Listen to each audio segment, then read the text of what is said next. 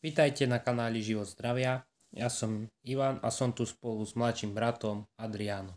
Čaute, aby som nás predstavil, sme dvaja bratia, ktorí sa dostali z dlhoročnej nadváhy a o tému zdravej výživy sa zaujímame už nejakých tých 5 rokov, čo je si myslím dosť dlhá doba na to, aby sme nabrali naozaj množstvo skúseností a informácií, o ktoré sa s vami chceme prostredníctvom tohto kanálu podeliť a odovzdať vám nejaké tie vychytávky a rady, ako sa v tejto oblasti orientovať.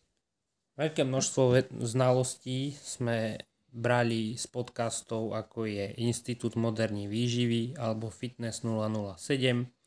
Taktiež sme si veľa vecí študovali. To znamená, že sme si sadli za počítač a pekne krásne čítali štúdiu za štúdiou na nejakú tému, o ktorej sme chceli vedieť viac a viac. Touto formou by sme vlastne chceli šíriť vedomosti a znalosti o zložení potravín a prečo sú jednotlivé potraviny pre naše telo prospešné a prečo sú iné potraviny zasa pre naše telo prospešné menej. Taktiež stravu je nutné brať ako celok a nie je možné potraviny škatuľkovať, pretože na celkový výsledok vplýva množstvo faktorov.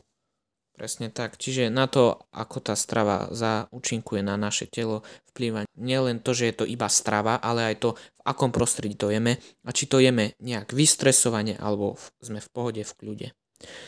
Na tomto kanále sa môžete tešiť na rôzne videá z oblasti samozrejme zdravej výživy, kde si rozoberieme prvky ako sú bielkoviny, tuky či sacharidy, povieme si niečo o ich výživnosti, taktiež rozoberieme si výživu pri cvičení, kde je nutné dbať na naozaj dobrú straviteľnosť, vstrebateľnosť, aby nás nič neťažilo, aby sme sa cítili dobre a pripravení na to podať nejaký fyzický výkon. A rovnako aj nejaké tipy a rady pri varení či pečení, ale na druhej strane aj ako sa zorientovať v obchodoch, pretože vieme, že je naozaj množstvo a kvantum potravín, z ktorých je niekedy naozaj ťažké sa vyznať a vybrať si predstavuje naozaj ťažký výber. Môžete nás nájsť na rôznych platformách, ako je Facebook či Instagram, ponovom aj túto na YouTube. A chceme poďakovať všetkým, ktorí prispejú či už lajkom, followom alebo odberom a tešíme sa na budúce. Ahojte.